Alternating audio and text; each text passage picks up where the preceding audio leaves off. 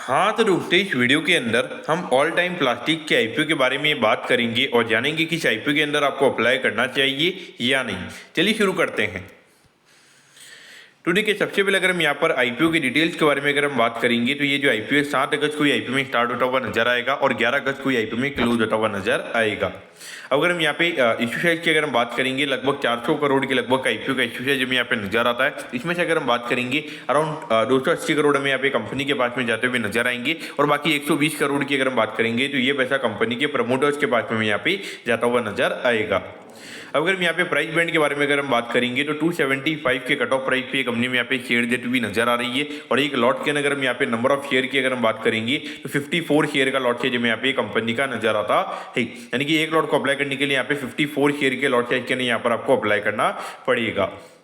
अब अगर हम यहाँ पे रिटेल कोटा की अगर हम बात करेंगे तो अराउंड 35% के लगभग यहाँ पे कंपनी का रिटेल कोटा है। यानी कि ऑलमोस्ट यहाँ पे 140 करोड़ के जो शेयर वो यहाँ पे रिटेल पब्लिक के पास में जाते हुए नजर आएंगे। तो इस पॉइंट से अगर हम बात करेंगे अराउंड आराम से हमें यहाँ पे 40 से 50 टाइम्स हमें यहाँ पे रिटेल कोटा के अंदर ये आईपीओ सब्सक्राइब होता हुआ नजर आ सकता है।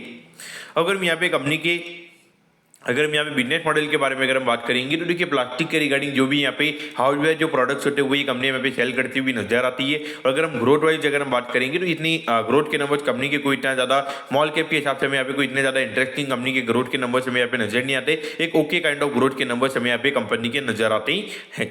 अभी ये जो 280 करोड़ हमें यहाँ पे कंपनी रेस करती हुई नजर आ रही है, इसमें से अगर हम बात करेंगे तो लगभग 120 करोड़ के लगभग का डेट हमें यहाँ पे कंपनी क्लियर करती हुई नजर आएगी। तो उससे लगभग पोस्ट टैक्स लगभग हमें यहाँ पे 9 से 10 करोड़ के लगभग जो कंपनी का प्रॉफिट का नंबर है वो हमें यहाँ पे इंप्रूव होता हुआ नजर आ सकता है। और उससे अगर हम बात करेंगे लगभग 133 करोड़ रुपीज का केपेक्स हमें यहाँ पे एडिशनल केपेक्स हमें यहाँ पे कंपनी करती हुई नजर आएगी। तो उससे डेफिनेटली अगर हम देखेंगे तो जब ये केपेक्स कंपनी का हो जाएगा तो वहाँ पे कहीं कि आने वाले टाइम पे जो रेवेन्यू ग्रोथ है वो कंपनी का यहाँ पे और थोड़ा अच्छे तरीके से इंप्रूव होता हुआ नजर आ सकता है।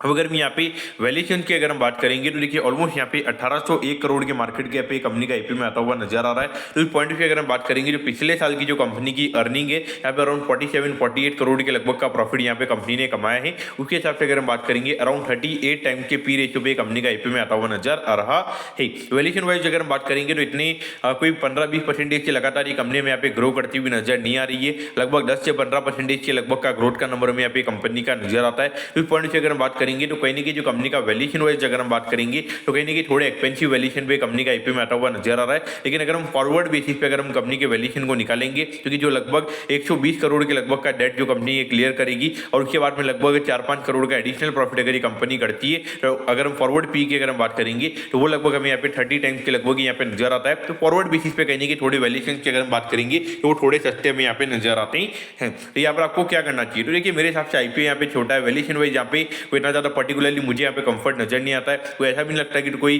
तोड़ फोड़ लिस्टिंग हमें यहाँ पे होती हुई नजर आएगी। मुझे लगता है कि हार्डली यहाँ पे 5 से 10% के प्रीमियम पे कंपनी में यहाँ पे खुलती हुई नजर आ सकती है। अगर मार्केट थोड़ा अच्छा नहीं रहता है तो वहाँ पे रेट टू रेट की लिस्टिंग में यहाँ पे कंपनी की होती हुई नजर आ सकती है। लेकिन देखिए, आईपीओ का साइज थोड़ा छोटा, यानी कि 400 करोड़ के लगभग के आईपीओ का साइज है, तो वहाँ पे कहीं कि थोड़ा नीचे खुलने का चांस मुझे पर्टिकुलरली कम लगता है। लेकिन जिस तरीके का भी मार्केट है तो वहाँ पे पॉसिबिलिटी रहेगी कि ये कंपनी का थोड़ा वैल्यूएशन थोड़ा हायर साइड में, तो वहाँ पे कहीं कि थोड़ा नीचे की साइड में भी कंपनी में यहाँ पे लिस्ट होती हुई नजर आ सकती है। तो अगर आप बिल्कुल भी रिस्क लेना पसंद नहीं करते तो आपको मेरे हिसाब से ये आईपीओ को टोटली अवॉइड करना ही सही रहेगा।